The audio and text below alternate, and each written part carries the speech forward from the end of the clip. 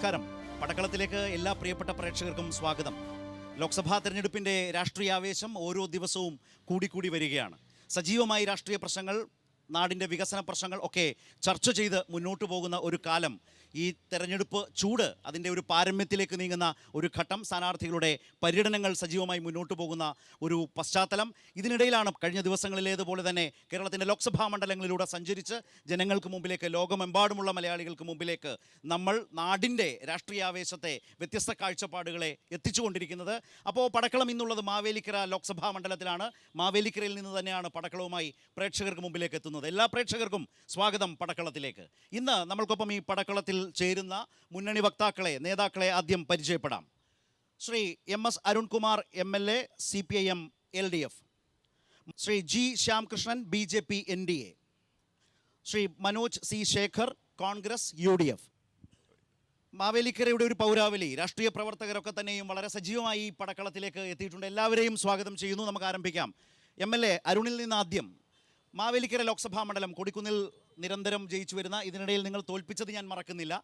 പക്ഷേ കൊടിക്കുന്നിൽ ജയിച്ചുകൊണ്ടിരിക്കുന്ന, നിലവിലെ sitting MP എന്ന നിലയിൽ നിൽക്കുന്ന കൊടിക്കുന്നിലിനെ ഇത്തവണ തോൽപ്പിക്കാനാകുമെന്ന് ഇടതുമുന്നണി വിശ്വസിക്കുന്നുവെങ്കിൽ എന്താണ് അതിന് ഘടകമായ കാരണങ്ങൾ മാവേലിക്കരയുടെ പശ്ചാത്തലത്തിൽ ആലോചിച്ചാൽ? ഇടതുപക്ഷ ജനാധിപത്യ മുന്നണി ഏറെ ആത്മവിശ്വാസത്തോടെയാണ് ഈ തെരഞ്ഞെടുപ്പിനെ നേരിടുന്നത്. 20 ലോക്സഭാ മണ്ഡലങ്ങളും ജയിക്കാൻ കഴിയുന്ന നിലയിലുള്ള ആത്മവിശ്വാസം ഞങ്ങൾക്കുണ്ട്. നമ്മുടെ രാജ്യം വലിയ ജനാധിപത്യ രാജ്യമാണ്. ആ ജനാധിപത്യ രാജ്യത്തെ പണാധിപത്യം കൊണ്ട് മൂടാൻ ശ്രമിക്കുന്ന 10 വർഷക്കാലം നാം കാണുകയുണ്ടായി. ഗ്യാരണ്ടി ഇല്ലാത്ത വാഗ്ദാനങ്ങൾ 10 വർഷം നമ്മൾ കാണുകയാണ്. ചെറുപ്പക്കാരുടെ തൊഴിലിൻ്റെ പ്രശ്നം, കർഷകരുടെ പ്രശ്നം, തൊഴിലാളികളുടെ പ്രശ്നം, ഇതെല്ലാം ഗൗരവമായി നമ്മുടെ നാട് ചർച്ച ചെയ്യപ്പെടുന്നു. പ്രത്യേകിച്ചും മലയാളികൾ ഇതെല്ലാം നന്നായി ചർച്ച ചെയ്യുന്നു. ഇപ്പോൾ ഗ്യാസ് ഉൾപ്പെടെയുള്ള വിലവർധനവും പെട്രോളിയം വിലവർധനവും ഒക്കെ ചർച്ച ചെയ്തുകൊണ്ടിരിക്കുകയാണ്.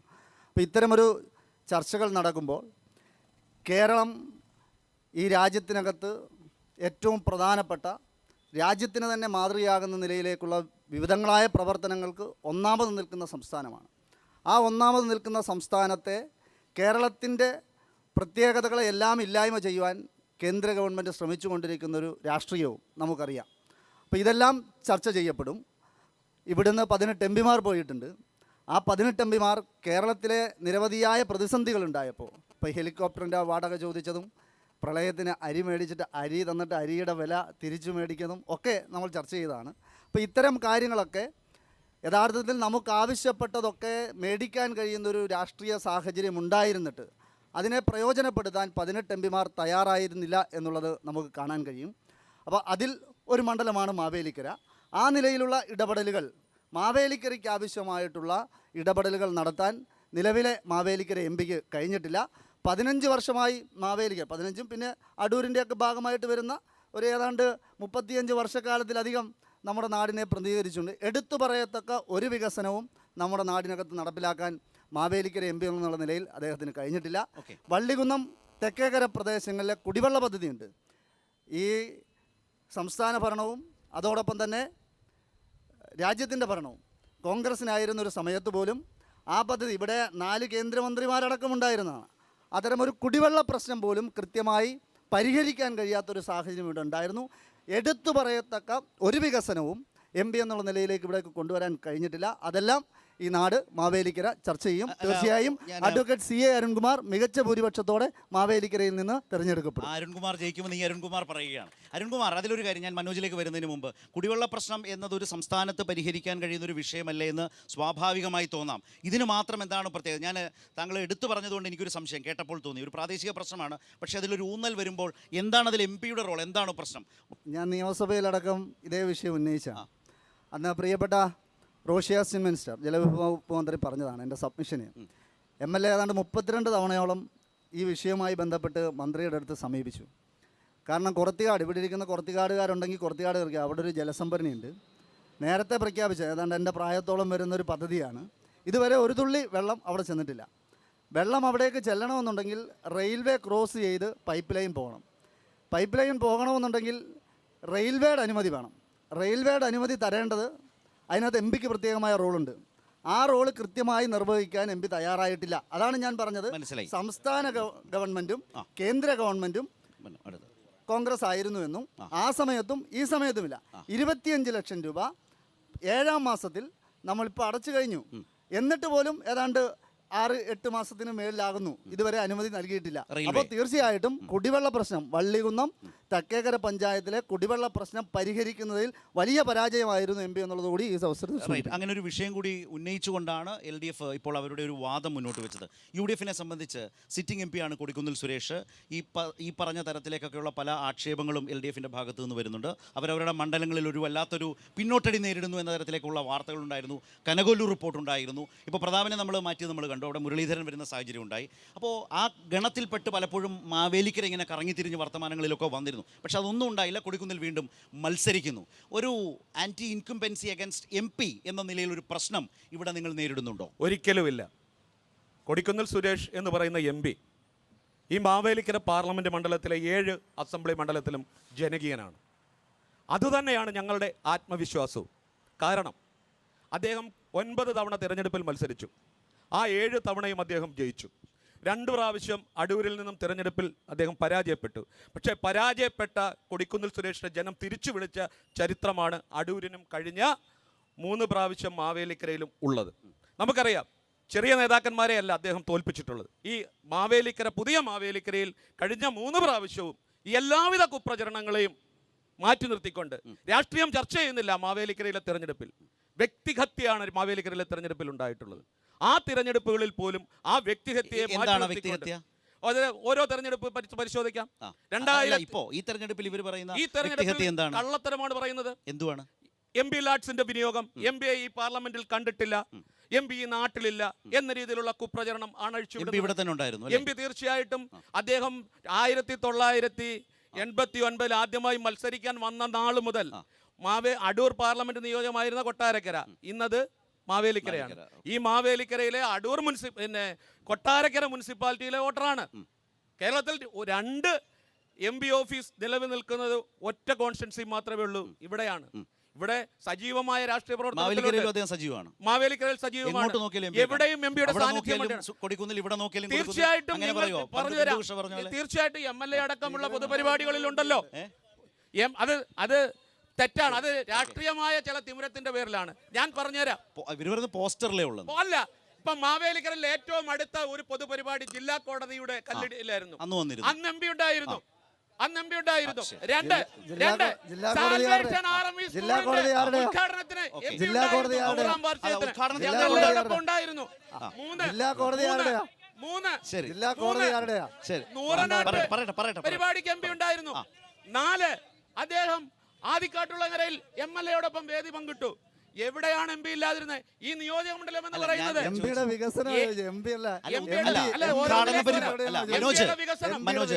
വികസനം പറഞ്ഞുതരാം. ഉദ്ഘാടന പരിപാടികളിൽ നോട്ടീസ് വെച്ച പരിപാടികളിൽ പോകുന്നത് നല്ലതാണ്. അത് മാത്രമാണോ? അപ്പൊ ആ മനോജ് അദ്ദേഹത്തിന്റെ മണ്ഡലവുമായുള്ള ബന്ധം ഇത്തരം നോട്ടീസ് വെച്ച പരിപാടികളിലെ സാന്നിധ്യം മാത്രമാണോ? അല്ല, ഈ മണ്ഡലത്തിലെ മാധ്യമങ്ങൾ തന്നെ ഓരോ പ്രവർത്തനത്തിലും കേന്ദ്ര ഗവൺമെന്റുമായി ബന്ധപ്പെട്ട പ്രവർത്തനത്തിലും അല്ലാത്ത പ്രവർത്തനത്തിലും MP-യുടെ കാഴ്ചപ്പാടുണ്ട്. അദ്ദേഹം ഇപ്പൊ പറഞ്ഞ കുടിവെള്ള പദ്ധതി, ആ കുടിവെള്ള പദ്ധതി റെയിൽവേയുടെ ഒബ്ജക്ഷൻ ഉണ്ടായിരുന്നു. അതുമായി ബന്ധപ്പെട്ട് IIT-യുമായി പഠനം നടത്തി, മദ്രാസ് IIT-യുമായി പഠനം നടത്തി അതിന് സമാന്തരമായി ഒരു സംവിധാനം ഏർപ്പെടുത്താൻ, ഒരു സ്റ്റീൽ സ്ട്രക്ചർ ഈ പൈപ്പ് കൊണ്ടുപോകുന്നതിന് ഇടപെടുത്ത് നടത്തിയ 15 സുഹൃത്തെ ചോദിച്ചോട്ടെ, 2004 മുതൽ 2004 മുതൽ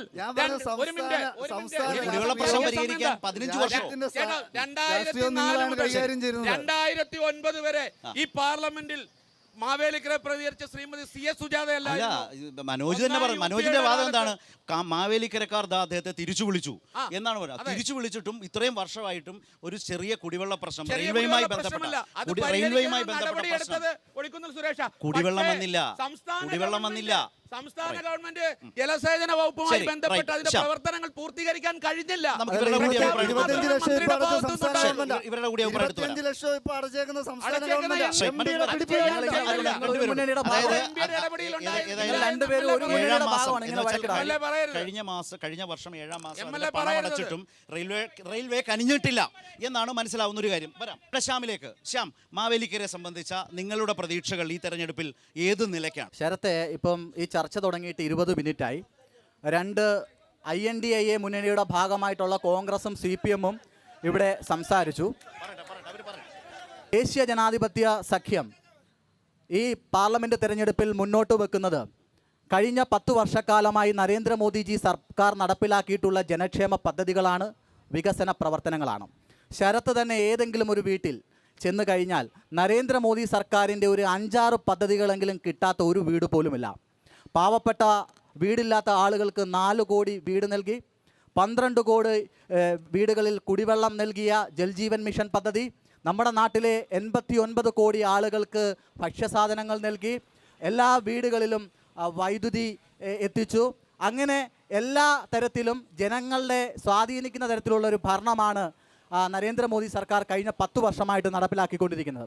അതേസമയം ഒരു LDFൻ്റെ ഒരു പ്രവർത്തകൻ ഏതെങ്കിലും ഒരു വീട്ടിൽ ചെന്നാൽ ആ വീടിൻ്റെ നികുതി കൂട്ടി, ആ വീട് സ്ഥിതി ചെയ്യുന്ന ആ ഭൂമിയുടെ നികുതി കൂട്ടി, വൈദ്യുതി ചാർജ് വർദ്ധിപ്പിച്ചു, കുടിവെള്ളം വർദ്ധിപ്പിച്ചു, കുടിവെള്ള ചാർജ് വർദ്ധിപ്പിച്ചു, അങ്ങനെ പാവപ്പെട്ടവനെ ഞെക്കിപ്പിഴിയുന്ന പെട്രോളിന് 50 രൂപ, ഗ്യാസിന് 50 രൂപ, ഗ്യാസ് സിലിണ്ടറിന് 100 രൂപയാണ് കൊടുക്കുന്നത്.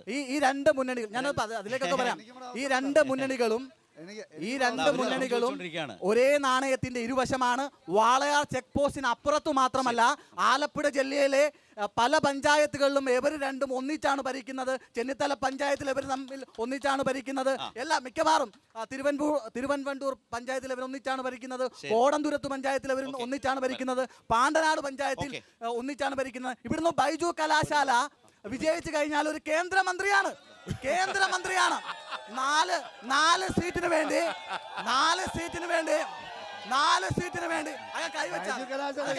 ശ്യാമേ, നിങ്ങളിങ്ങനെ പറഞ്ഞ് എല്ലാ മണ്ഡലത്തിലും വാഗ്ദാനം കൊടുത്ത 20 കേന്ദ്രമന്ത്രിമാര്, 20 കേന്ദ്രമന്ത്രിമാരോ?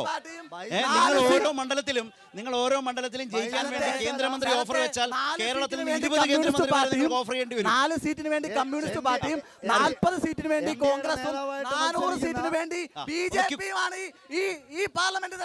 എന്താണ് അതിൽ ചെറിയ LDAയുടെ നേതാവായിട്ട് മത്സരിക്കുന്ന വ്യക്തി കഴിഞ്ഞ തവണ കോൺഗ്രസിന്റേതായിട്ട് മത്സരിച്ചതാണ്. മാവേലിക്കര മണ്ഡലം തന്നെ അദ്ദേഹത്തെ തോൽപ്പിച്ചതാണ്. അപ്പോ അതുകൊണ്ട് അരുൺകുമാർ MLA-യോടാണ് എൻ്റെ ചോദ്യം. ഞാൻ മാവേലിക്കര നിയോജകമണ്ഡലത്തിൽപ്പെടുന്ന കല്ലിമേലുള്ള ജില്ലാ ഫാം കൗൺസിൽ മെമ്പറാണ്. 88 തൊഴിലാളികളുടെ ഭാവി തുലാസിൽ നിൽക്കുകയാണ്. അവർ തൊഴിൽ നഷ്ടപ്പെടുന്നതിനെക്കുറിച്ച് താങ്കൾക്ക് എന്ത് പറയാം? UDF-ന്റെ പ്രതിനിധിയോടാണ് ചോദ്യം. ഇവിടെ രാഷ്ട്രീയവും വികസനവും ഒന്നും ചർച്ച ചെയ്തില്ലെന്നുള്ള പരാതി നിങ്ങൾ ഉയർത്തിയുണ്ടായി. ഞങ്ങൾ ചോദിക്കുകയാണ്, 15 വർഷക്കാലം ഇവിടെ MP ആയിരുന്ന കൊടിക്കുന്നിൽ സുരേഷ്, അദ്ദേഹത്തിൻ്റെ തനത് വികസന ഫണ്ടോ കേന്ദ്ര ഗവൺമെൻറ്റിൻ്റെ ഫണ്ടോ ഉപയോഗിച്ച് മാവേലിക്കര പാർലമെൻറ്റ് മണ്ഡലത്തിലോ ഈ മാവേലിക്കര അസംബ്ലി മണ്ഡലത്തിലോ കൊണ്ടുവന്നിട്ടുള്ള ഏതെങ്കിലും ഒരു വികസന പ്രവർത്തനം നിങ്ങൾക്ക് ചൂണ്ടിക്കാണിക്കാൻ കഴിയും? മാത്രമല്ല, ഇവർ പറയുമ്പോൾ ട്രെയിൻ സ്റ്റോപ്പ് അനുവദിച്ചത് ദയവായി പറയരുത്.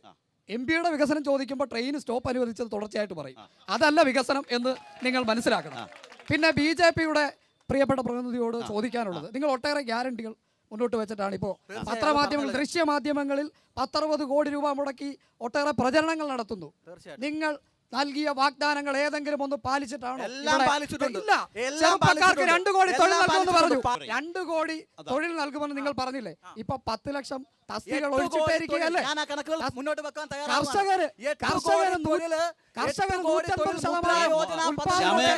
ഈ മോദി ഭരണകാലത്താണ് ഇന്ത്യയുടെ ചരിത്രത്തിലെ ഏറ്റവും ഉയർന്ന തൊഴിലില്ലായ്മ നിരക്ക്. കേരളത്തിലെ രാജ്യത്തിന്റെ അടക്കം വാർത്തകളിൽ പ്രധാനപ്പെട്ടതായിരുന്നു ഒരു കാലത്ത്. ഞങ്ങളുടെ ചോദ്യം കേൾക്ക്, ദയവായി അസഹിഷ്ണുത പാലിക്കാതെ ചോദിക്കാനുള്ള അവസരം തരൂ.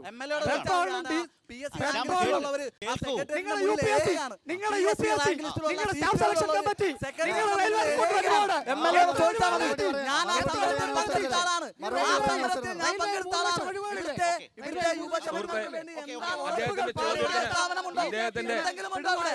ഇത് അദ്ദേഹത്തിന്റെ ചോദ്യത്തിന് വളരെ ക്വിക്കായിട്ട് എടുത്തിട്ട് അല്ല, വരാം, വളരെ മറുപടി ക്വിക്കായിട്ട് എടുത്തിട്ട് മറുപടി വരാം. പറയാം. തരാം, പിന്നെന്താ മറുപടി പറയാം. അരുൺ വരാം അരുൺ ഒന്ന് ഈ ചെറുതായിട്ട് വേണം, ഇനി വളരെ ലൈഫുമായി ബന്ധപ്പെട്ടൊരു വിഷയം പറഞ്ഞു. 5,38,000 വീടുകൾ ഈ കേരളത്തിൽ പൂർത്തിയാകാൻ പോവുകയാണ്. 4 ലക്ഷം രൂപ കൊടുക്കുന്ന ഇന്ത്യയിലെ ഏക സംസ്ഥാനം കേരളമാണ്. കേന്ദ്രത്തിന്റെ വിഹിതം കേന്ദ്രത്തിന്റെ വിഹിതം PMAY എന്ന് പറയുന്നുണ്ട്.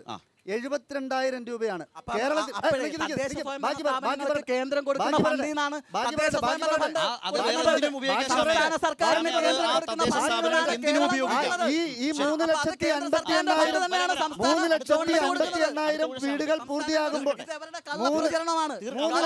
നിങ്ങൾ പറയുന്നതെല്ലാം കള്ളമല്ലേ? തദ്ദേശ സ്വയംഭരണ നിങ്ങൾ പറയുന്നതെല്ലാം കള്ളമല്ലേ? നരേന്ദ്രമോദി ശ്യാം, കൊടുക്കുന്ന ഫണ്ടിൽ ശ്യാം, നിന്നാണ് അത് അദ്ദേഹം പറഞ്ഞു തദ്ദേശ തന്നിട്ട്, സ്വയംഭരണ അദ്ദേഹം പറഞ്ഞു തന്നിട്ട്. അത് അദ്ദേഹത്തിന്റെ ഊഴം.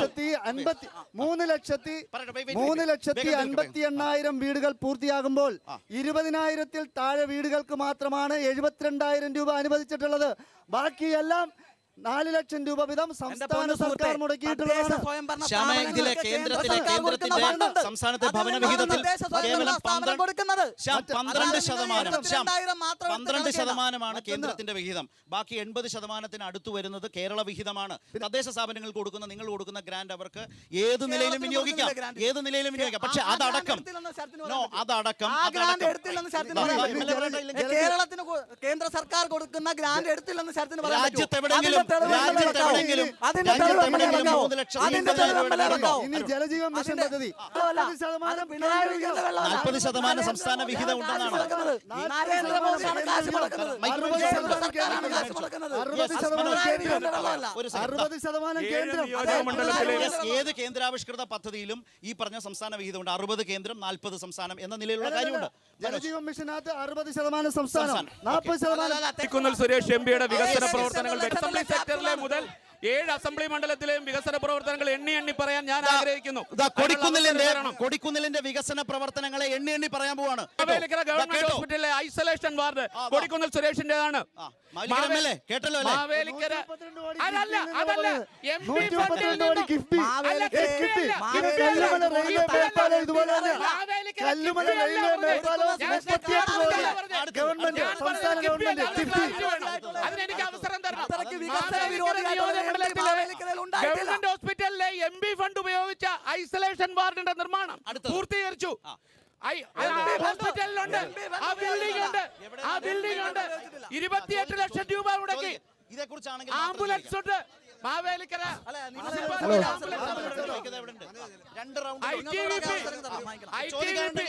നൂറനാട് ITVP. ഒരു ചോദ്യം കോൺഗ്രസിന്റെ പ്രതിനിധികളാണ് ചോദ്യം. നൂറനാട് പുതിയ പോസ്റ്റ് ഓഫീസ് അതൊക്കെ നരേന്ദ്രമോദിയുടെ ഭരണ നേട്ടമാണ്. അന്ന് നരേന്ദ്രമോദി ഗുജറാത്ത് മുഖ്യമന്ത്രിയായിരുന്നു. അന്ന് നരേന്ദ്രമോദി ഗുജറാത്ത് മുഖ്യമന്ത്രിയായിരുന്നു. 45 വർഷമായിട്ട് മുടങ്ങിക്കിടന്ന 45 ഗുജറാത്തിൽ മുഖ്യമന്ത്രിയായിരുന്നു. നമുക്ക് ഈ ശബ്ദമൊക്കെ നാളെ വേണ്ടതാ. മനോജേ, നമുക്ക് വേണ്ടതാ. എന്താണ് ചോദ്യം ചോദിക്കാൻ അവസരം കൂടി. അതായത് കൊടിക്കുന്നിൽ എംപിയുടെ വികസനത്തെ കുറിച്ച് പറഞ്ഞു. മാവേലിക്കര മണ്ഡലത്തിൽ കൊടിക്കുന്നിൽ എംപി എന്ത് ചെയ്തു എന്ന് ചോദിച്ചപ്പോൾ കോൺഗ്രസിന്റെ പ്രതിനിധി പറഞ്ഞത് മാവേലിക്കര ആശുപത്രിയിലെ ഐസൊലേഷൻ വാർഡിനെ കുറിച്ചാണ്. പ്രിയപ്പെട്ട കോൺഗ്രസ് പ്രതിനിധി, ഞാൻ ഉൾപ്പെടുന്ന പാലമേൽ പഞ്ചായത്തിൽ നിന്ന് വരുന്നതാണ്. പാലമേൽ FHSC കായൽ കപ്പ പുരസ്കാരത്തിന് അംഗീകാരം നേടി ഇടതുപക്ഷ സർക്കാരിന്റെ PHSC FHSC ആയി ഉയർത്തിക്കൊണ്ടുവന്നു. ലെപ്രസൈഡ് സാനിറ്റോറിയത്തിനകത്ത് MLAയുടെയും പിണറായി വിജയൻ സഖാവിന്റെയും ഫണ്ട് ഉപയോഗിച്ചു. 132 കോടി രൂപയുടെ വികസനം മാവേലിക്കര ഗവൺമെന്റ് ആശുപത്രിയിൽ വിനിയോഗിച്ചപ്പോൾ കോൺഗ്രസിന്റെ പ്രതിനിധിക്ക് പറയാനുള്ളത് ലക്ഷം രൂപയുടെ MPയുടെ വികസനമാണ്. ഒരു ചോദ്യം കൂടി ചോദിക്കുന്നു. MP ഈ പറയുന്ന ചാരുമൂടിനെയും മാവേലിക്കരയിലെയും വിദ്യാഭ്യാസ സ്ഥാപനങ്ങൾക്ക് എന്ത് ചെയ്തു? ലക്ഷങ്ങളുടെ വികസനമാണ്. ഞങ്ങൾക്ക് പറയാൻ കോടികളുടെ വികസനമുണ്ട്. പ്രിയപ്പെട്ട സുഹൃത്ത് വരൂ. തണ്ടാടുവള സ്കൂളിൽ 1 കോടിയുടെ വികസനം, വള്ളികുന്നം സ്കൂളിൽ 1 കോടിയുടെ വികസനം, മാവേലിക്കര ഗവൺമെന്റ് സ്കൂളിൽ 1 കോടിയുടെ വികസനം. കോടികളുടെ വികസനമാണ് ഞങ്ങളുടെ MLAക്കും പിണറായി വിജയൻ സർക്കാരിനും പറയാനുള്ളത്. 3 ചെറിയ ചോദ്യങ്ങൾ പെട്ടെന്ന് ചോദിക്കുക. 3 ബഹുമാനപ്പെട്ട MLAയോടും BJPയുടെ പ്രതിനിധിയോടും 3 ചെറിയ ചോദ്യങ്ങൾ.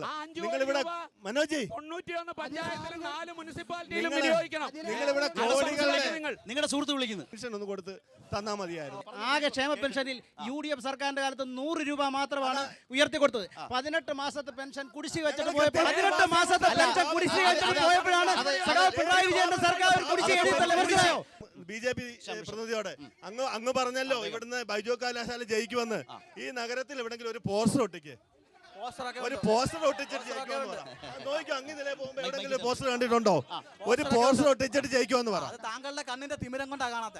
അരുൺ തൊട്ട് മുമ്പ് വേറൊരു വിഷയം 88 പേരുടെ തൊഴിലിൻ്റെ പ്രശ്നമാണ്. തൊഴിൽ നഷ്ടപ്പെടുന്ന യാതൊരു തരത്തിലും ഒരു പ്രശ്നവും ജില്ലാ കൃഷിത്തോട്ടത്തിൽ ഉണ്ടാകില്ല. ജില്ലാ കൃഷിത്തോട്ടത്തെ മാലിന്യ കൂമ്പാരമാക്കി കക്കൂസ് മാലിന്യ പ്ലാന്റ് വരാൻ നേതൃത്വം കൊടുത്തതാണ് UDF ഗവൺമെൻറ്റിൻ്റെ കാലത്തെന്നുള്ളത് ഈ അവസരത്തിൽ ഓർമ്മിപ്പിക്കാൻ ആഗ്രഹിക്കുകയാണ്. പിന്നെ അവിടെ മറ്റൊന്ന് കൊണ്ടുവന്ന് 15 സെൻറ്റ് സ്ഥലം ഞാൻ MLA ആയതിനു ശേഷമാണ് കുടിവെള്ള പദ്ധതിക്ക് തഴക്കര പഞ്ചായത്ത് ജില്ലാ കൃഷിത്തോട്ടത്തിൽ അനുവദിച്ചിട്ടത്. കുടിവെള്ള പദ്ധതി അവിടെ വരാൻ പോവുകയാണ്. മാവേലിക്കര മിച്ചൽ ജംഗ്ഷൻ്റെ വികസനവുമായി ബന്ധപ്പെട്ടാണ് 25 കോടി കഴിഞ്ഞ ബജറ്റിലാണ്. അതിനകത്ത് 22 കോടിയും നഷ്ടപരിഹാരമാണ്. 3 കോടിയാണ് മാവേലിക്കരയുടെ വികസനത്തിന്. അതിനകത്ത് പറയട്ടെന്ന് ബാക്കി പറയട്ടെ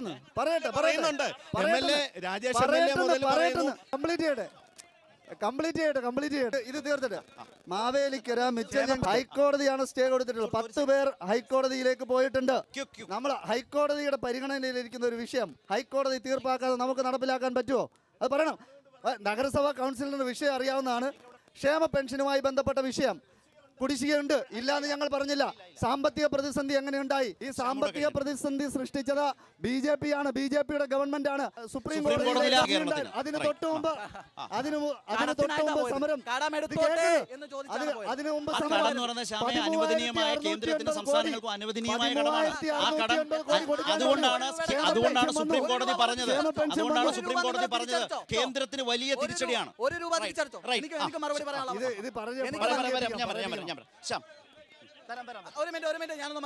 ചെറിയ മറുപടികൾ. ഈ സംസ്ഥാനത്തിന്റെ അവകാശമാണ് GSTയിൽ നിന്നും കിട്ടേണ്ട ആനുകൂല്യം തരേണ്ടത്. അത് തരുന്നില്ല.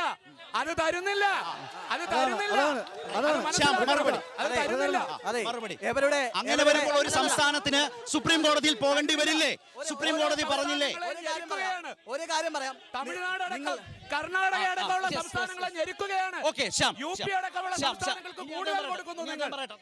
ശ്യാമിന്റെ മറുപടി. ശ്യാം, ഇതുകൊണ്ടാണ് സംസ്ഥാനത്തിന് സുപ്രീം കോടതിയിൽ പോകേണ്ടി വന്നത്. സുപ്രീം കോടതി അനുഭാവത്തോടെ നിർദ്ദേശം കൊടുത്തു. ആ ഹർജി പിൻവലിച്ചാൽ അനുവദിക്കാം, വായ്പ എടുക്കാൻ അനുവദിക്കാമെന്നാണ് സുപ്രീം കോടതിയോ കേന്ദ്രത്തെ നിശ്ചിതമായി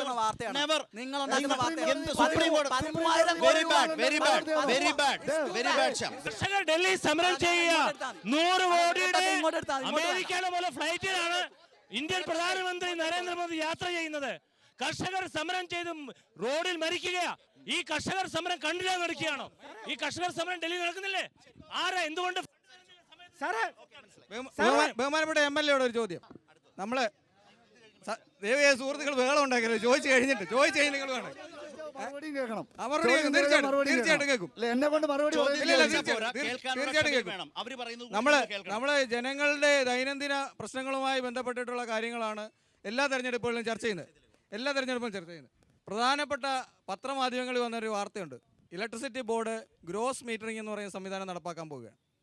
ഗ്രോസ് മീറ്ററിംഗ് എന്ന് പറയുന്ന സംവിധാനം നടപ്പാക്കുമ്പോൾ അതിൽ ഏറ്റവും പ്രധാനമായിട്ട് ബുദ്ധിമുട്ട് അനുഭവിക്കുന്നത് ഇലക്ട്രിസിറ്റി ബോർഡിൻ്റെയും സർക്കാരിൻ്റെയും ഉറപ്പ് മേടിച്ച് സൗരോർജ്ജ പാനലുകൾ വീടിൻ്റെ പുറപ്പുറത്ത് സ്ഥാപിച്ച സാധാരണക്കാരായ ആൾക്കാർ.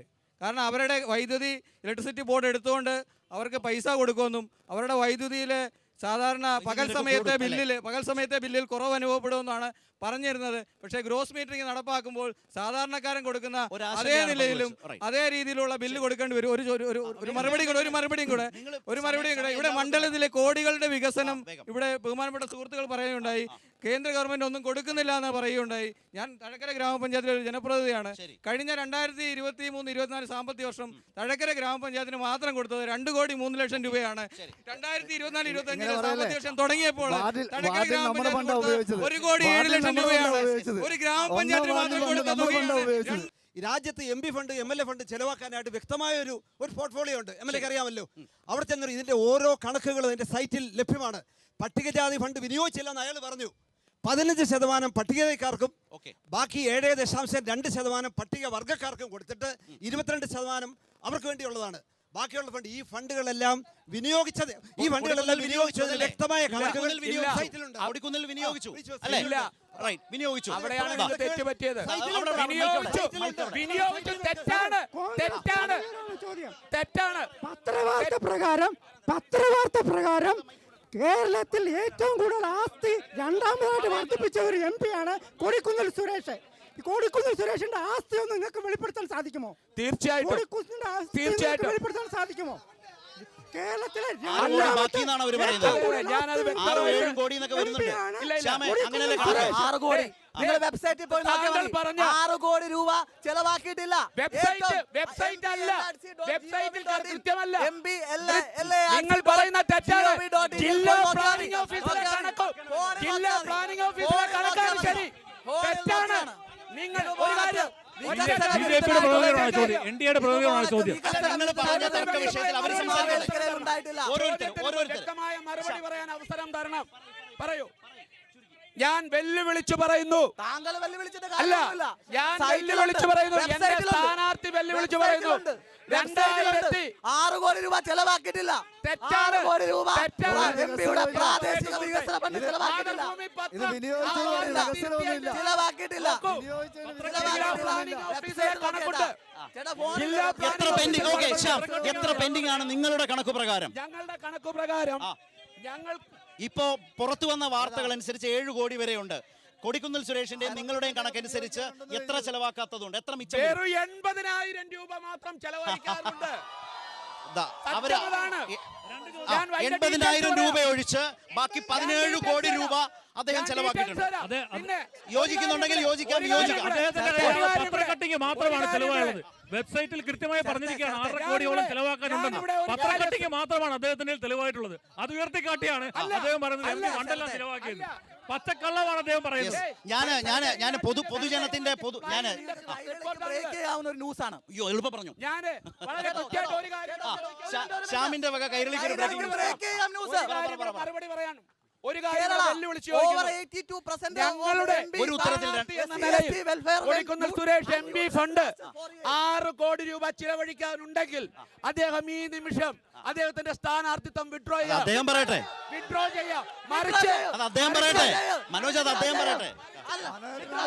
എന്തായാലും ശരിയാണെങ്കിൽ എന്തായാലും അദ്ദേഹത്തിന്റെ സ്ഥാനം ശരി. ശ്യാമിന്റെ ബ്രേക്കിംഗ് ന്യൂസ് എന്താണ്? ഇത് ഒരു സംവരണ മണ്ഡലമാണ്. 85% റിസർവേഷൻ ഫണ്ട് കൊടിക്കുന്നിൽ സുരേഷ് ചെലവാക്കിയിട്ടില്ല. 2 പോയിന്റ്. അതെ, ഇന്ത്യൻ എക്സ്പ്രസിന്റെ ഏറ്റവും പുതിയ വാർത്തയാണ്. ഇന്ത്യൻ എക്സ്പ്രസ് 2.19 കോടി രൂപ കൊടിക്കുന്നിൽ സുരേഷ് പട്ടികജാതി പട്ടികവർഗ വിഭാഗത്തിന്റെ ഫണ്ട് ചെലവാക്കിയിട്ടില്ല. നിങ്ങൾ ബ്രേക്ക് ചെയ്യണം. ഓക്കെ, എന്നാ അരുണിന്റെ വാദം കൂടി. എന്നത്തെ കണക്കാണ് പറയൂ. ഈ ഏറ്റവും പുതിയ കണക്ക് വിഹിതത്തിന്റെ ഡേറ്റാണെന്ന് പറയുന്നത്. വെബ്സൈറ്റ് നോക്ക്. വെബ്സൈറ്റ് അപ്ഡേറ്റ് ആവുന്നില്ല എന്നുള്ള പുതിയ അറിവാണ്. എന്ത് മനോജ് ഇത്? എന്തിനാണ് നമ്മൾ ഈ ഓൺലൈൻ ഇതിലേക്കൊക്കെ പോകുന്നത്? ഏറ്റവും അപ്ഡേറ്റഡ് ആയിട്ടുള്ള വിവരം കിട്ടാനാണ് ഈ വെബ്സൈറ്റ്. ഞാൻ ഒരു കാര്യം ഞങ്ങൾ ഈ പരിപാടി അവതരിപ്പിച്ച് കാസർഗോഡ് മുതൽ ഞാൻ തർക്കത്തിനല്ല, ഒരു മാധ്യമപ്രവർത്തകനെ പറയാം. കാസർഗോഡ് മുതൽ സഞ്ചരിച്ചു വരികയാണ്. ഞാൻ കോട്ടയത്ത് വെച്ച് തോമസ് ചാഴികാടനെ കണ്ടിരുന്നു. ഇവർ ഈ പറയുന്നത് എന്താണെന്നറിയോ? ഭരണാനുമതി. കാരണം ഈ ഒരു ആക്ഷേപം ഒഴിവാക്കാൻ വേണ്ടി കുറേ പദ്ധതികൾക്ക് ഭരണാനുമതി കൊടുക്കും. മാർച്ച് വരെ ഇനി സമയമുണ്ട്. പക്ഷേ കേരളത്തിൽ ഒരു MP മുഴുവനായും ചെലവഴിച്ചതിന്റെ ക്രെഡിറ്റ് കേരളത്തിൽ ഒരു MP ചെയ്തിട്ടുണ്ട്. തോമസ് ചാഴികാടൻ ചെയ്തിട്ടുണ്ട്, ചെലവഴിച്ചിട്ടുണ്ട്. അതും ഈ സൈറ്റിൽ നിന്ന് കൃത്യം അദ്ദേഹം പറഞ്ഞത്. ഇപ്പോ ഇദ്ദേഹത്തിന്റെ അടുത്ത് വരുമ്പോ സൈറ്റ് വർക്കാവില്ല, കോട്ടയത്ത് വർക്കാവും. എന്ത് മനോജ് ഇത്? ഇത് സർക്കാരിന്റെ സൈറ്റാണ്. അതല്ല പറഞ്ഞു.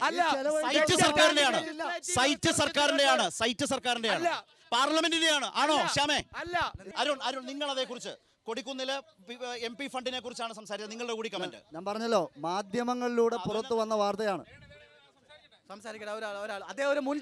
മാധ്യമങ്ങളിലൂടെ പുറത്തു വന്ന വാർത്തയാണിത്. നേരത്തെ പരിശോധിക്കുമ്പോൾ ഇതെല്ലാം ശരിയാണെന്ന് പറയുന്നു. ഇത് കേൾക്ക് ബാക്കി. ഈ മാവേലിക്കരയിൽ ഈ പറയുന്ന വികസനമൊന്നും ഇതിന്റെ ഭാഗമായി കാണാനുമില്ല. എനിക്ക് LDFന്റെയും UDFന്റെയും പ്രതിനിധിയോട് ചോദിക്കാൻ വേണ്ടിയിട്ടുള്ളതാണ്. ഈ വരാൻ പോകുന്ന തെരഞ്ഞെടുപ്പ് ഇന്ത്യയുടെ പ്രധാനമന്ത്രിയെ നിശ്ചയിക്കുന്ന തെരഞ്ഞെടുപ്പാണ്. കേരളത്തിന്റെ മുഖ്യമന്ത്രിക്ക് വേണ്ടിയിട്ട് ദേശീയ സർക്കാരിനെ ആയിക്കോട്ടെ, ദേശീയ സർക്കാരിനെ നിശ്ചയിക്കുന്ന തെരഞ്ഞെടുപ്പാണ്. ഈ തെരഞ്ഞെടുപ്പിൽ ഇവർ രണ്ടുപേരും ഒരൊറ്റ മുന്നണിയുടെ ഭാഗങ്ങളാണ്. ഇന്ത്യ മുന്നണിയിൽ CPM-ഉം കോൺഗ്രസും അംഗങ്ങളാണ്. ആരാണ് ഞങ്ങൾ ചോദിക്കട്ടെ? കോൺഗ്രസിന്റെ ഇത്തവണത്തെ പ്രധാനമന്ത്രി സ്ഥാനാർത്ഥി ആരാണ്? CPM മത്സരിക്കുന്നു. നിങ്ങളുടെ പ്രധാനമന്ത്രി സ്ഥാനാർത്ഥി ആരാണ്? എന്ത് മാനിഫെസ്റ്റോയുടെ പേരിലാണ് നിങ്ങൾ ജനങ്ങളോട് വോട്ട് ചോദിക്കുന്നത്? നിങ്ങൾ രണ്ടുപേരും അതിന് കൃത്യമായ വളരെ ചെറിയ മറുപടിയാകാം. സമയം തീരുകയാണ്. കൃത്യമായ മറുപടി ഉണ്ട്. 2004 തിരഞ്ഞെടുപ്പിനെ നേരിട്ട അന്നത്തെ UPA ഉയർത്തിയ മുദ്രാവാക്യങ്ങളെ തകർക്കുന്നതിന് വേണ്ടി വാജ്പേയി സർക്കാർ വന്ന് ഇന്ത്യ ഷൈനിങ് പറഞ്ഞ മുദ്രാവാക്യം ഉയർത്തി. അന്ന് അവർ പരാജയപ്പെട്ടു എന്ന് പറഞ്ഞാൽ ഇത് അമിതമായ ആത്മവിശ്വാസമാണ്. ഞങ്ങളെ സംബന്ധിച്ചിടത്തോളം, ഇന്ത്യ മുന്നണിയെ സംബന്ധിച്ചിടത്തോളം ഞങ്ങൾ തെരഞ്ഞെടുപ്പിന് ശേഷം ആരാണ് പ്രധാനമന്ത്രി ഇടതുപക്ഷത്തെ സംബന്ധിച്ചുകൂടി നമ്മുടെ നാട് ലോകത്തിലെ ഏറ്റവും വലിയ ജനാധിപത്യ രാജ്യമാണ്. ആ ജനാധിപത്യ രാജ്യത്തെ പണാധിപത്യ രാജ്യമാക്കി മാറ്റാനുള്ള ശ്രമങ്ങളെല്ലാം നിങ്ങളുടെ പ്രധാനമന്ത്രി ആരാ?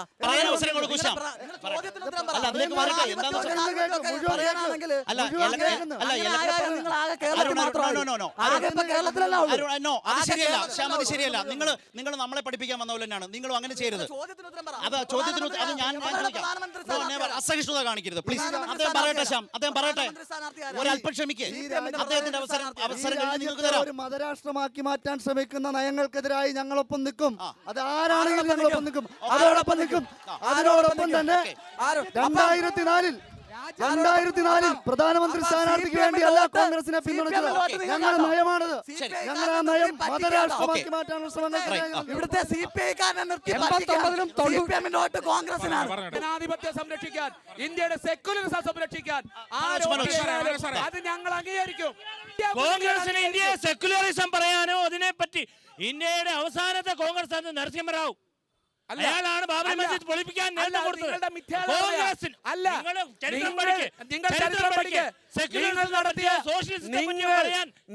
ഗുജറാളിന്റെ ഗവൺമെന്റ് കാലത്ത് നിങ്ങൾ നടത്തിയ രഥയാത്ര, ആ രഥയാത്ര നടക്കുമ്പോൾ ആരായിരുന്നു? VP സിംഗിന്റെ പിന്തുണ പ്രഖ്യാപിച്ച് പിൻവലിച്ചുകൊണ്ട് രഥയാത്ര നടത്തിയപ്പോൾ ആ രഥയാത്രയെ ബീഹാറിൽ വെച്ച് തടഞ്ഞു നിർത്തിയത് ആരായിരുന്നു? ലല്ലു പ്രസാദ് യാദവ് ആയിരുന്നു. ഇന്ത്യയുടെ പ്രധാനമന്ത്രി എഴുതി ചേർത്തത് പ്രിയാമ്പിളിൽ.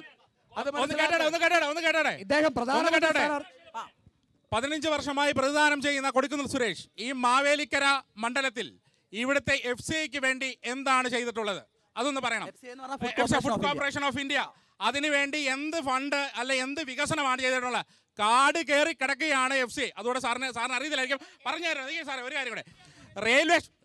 റെയിൽവേ സ്റ്റേഷന് വേണ്ടി എന്ത് കാര്യങ്ങളാണ് കൊടിക്കുന്നിൽ സുരേഷ്? അവിടെ ബാത്റൂമില്ല, അവിടെ ഒരു ക്യാൻറ്റീൻ ഇല്ല, അവിടെ മേൽക്കൂരകളില്ല, അവിടെ എക്സലേറ്റർ ഇല്ല, അവിടെ ഒരു കാര്യമില്ല. അമൃത ഭാരത് പദ്ധതിയിൽ ഉൾപ്പെടുത്തി മോഡി സർക്കാർ ഇപ്പോൾ ഉൾപ്പെടുത്തിയിട്ടുണ്ട്. ഈ 15 കൊല്ലമായി ഒരു റോളുമില്ല. രാജ്യത്തിന്റെ പ്രധാനമന്ത്രിയൊക്കെ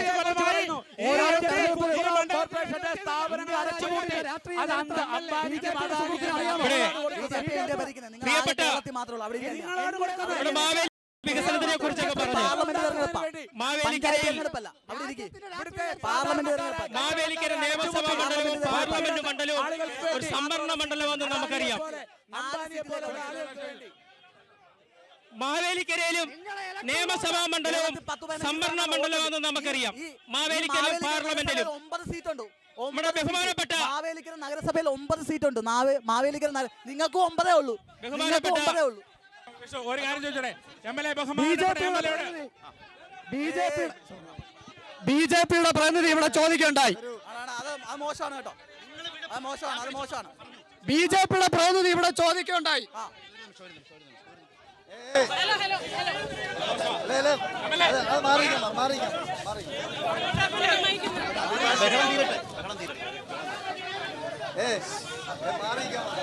മോശമാണ് കേട്ടോ. കയ്യാങ്കളി.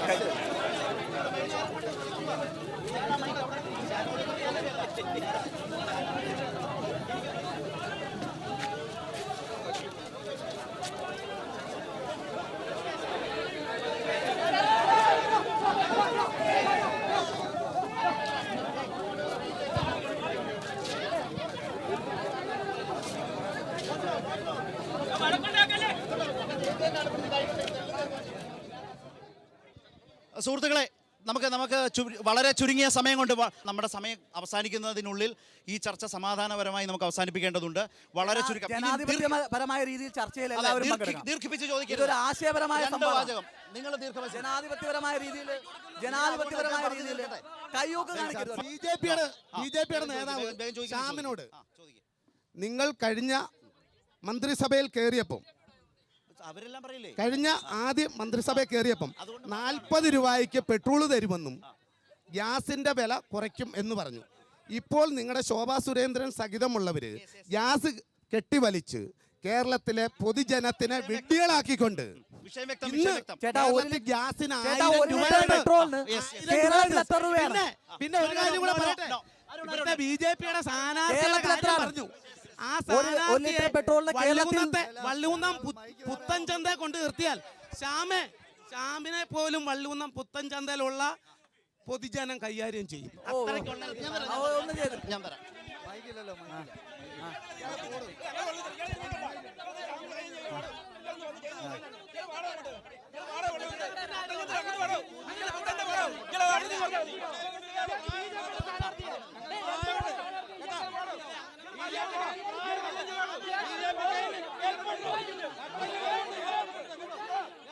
അല്ലണ ആ പുള്ളിയുടെ ഒരു ആഗ്രഹം പറഞ്ഞാണ്, പോട്ടെ നമ്മളെ ക്ഷമിക്കുക,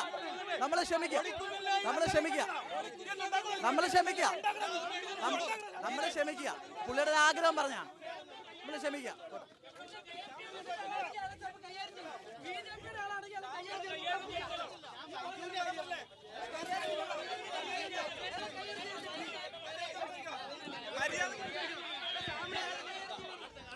അയാൾ ചോദിക്കട്ടെ, അയാൾക്ക് അവസരം കൊടുക്കും.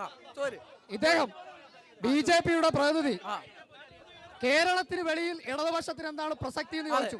നിങ്ങളുടെ ഇലക്ട്രൽ ബോണ്ട് വഴിയുള്ള അഴിമതി സുപ്രീം കോടതിയെ സമീപിച്ച് 6000 കോടി രൂപയുടെ അഴിമതി പുറത്തു കൊണ്ടുവന്നത് CPM അല്ലേ? നമുക്ക് 3 പേരിലേക്കും ഈ തെരഞ്ഞെടുപ്പിന്റെ ഒരു രാഷ്ട്രീയ പ്രാധാന്യത്തിൽ നിന്ന് അവരുടെ രാഷ്ട്രീയമായ പ്രതീക്ഷകളുടെ അവസാന ചുരുക്കം വാക്കുകളിൽ മനോജ്, കോൺഗ്രസ് നിങ്ങളുടെ പ്രതീക്ഷ ദേശീയ തലത്തിൽ അടക്കം നിൽക്കുന്ന എങ്ങനെയാണ് ഈ തെരഞ്ഞെടുപ്പ് പോയത് കൺക്ലൂഡ് ചെയ്ത്? ഈ തെരഞ്ഞെടുപ്പിൽ ഇന്ത്യ സഖ്യം ഭൂരിപക്ഷം നേടും. മാവേലിക്കര നിയോജക മണ്ഡലത്തിൽ കൊടിക്കുന്നിൽ സുരേഷ് 70,000-ൽ പരം വോട്ടുകളുടെ ഭൂരിപക്ഷത്തോടുകൂടി 4ാം ഊഴത്തിൽ അന്തസ്സായി ജയിക്കും. തീർച്ചയായിട്ടും ഞങ്ങൾ ബിജെപി എതിർക്കുന്ന മുഴുവൻ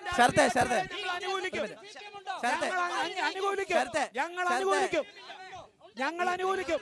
ഞങ്ങൾ ബംഗാളിൽ അടുക്കമുള്ള സ്ഥലങ്ങളിൽ ഒന്നിച്ച് മത്സരിക്കുന്നുണ്ടല്ലോ. ഈ അടുത്ത സമയത്ത്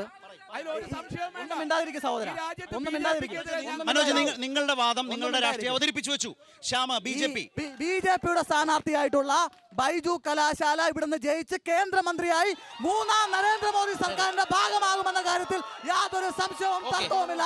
ഇനി അരുണിന്റെ ഊഴം CPIM LDF ഈ തെരഞ്ഞെടുപ്പ് ഉപതെരഞ്ഞെടുപ്പിൽ 10-ൽ 9 നമ്മളെ ഇടതുപക്ഷമാണ് നേടിയിട്ടുള്ളത്. അപ്പം വലിയ മുന്നേറ്റം ഇടതുപക്ഷം ഉണ്ടാക്കിയിട്ടുണ്ട്.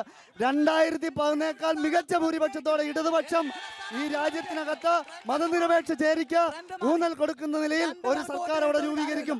അതോടൊപ്പം തന്നെ 6000 കോടിയുടെ കള്ളമറിക്കാനാണ് ഈ നിലയിലുള്ള വർത്തമാനമെല്ലാം പറയുന്നത്. 1266 കോടി കർഷകർക്ക് ഇപ്പോഴും കൊടുക്കാനുള്ളത് കേന്ദ്ര ഗവൺമെന്റാണ്, നെൽകർഷകർക്ക്. ഈ രാഷ്ട്രീയ ആവേശം ഇവിടെ നിർത്തുകയാണ് പടക്കളം. പക്ഷേ രാഷ്ട്രീയ ചോദ്യങ്ങൾ, വിമർശനങ്ങൾ ഇങ്ങനെ ഉയർന്നുകൊണ്ടേയിരിക്കുന്നു. മണ്ഡലത്തിന്റെ രാഷ്ട്രീയ ആവേശം പടക്കളം മാവേലിക്കരയിലൂടെ ഇവിടെ അവസാനിപ്പിക്കുന്നു.